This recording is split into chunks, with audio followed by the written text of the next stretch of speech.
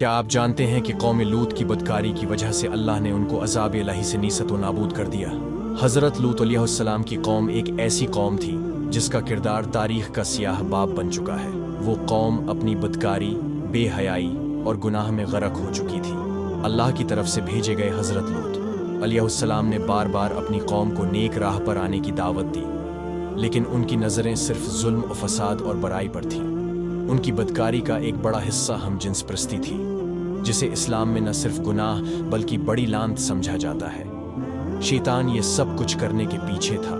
وہ لوگوں کو گمراہ کرتا اور برائیوں میں مبتلا کرتا۔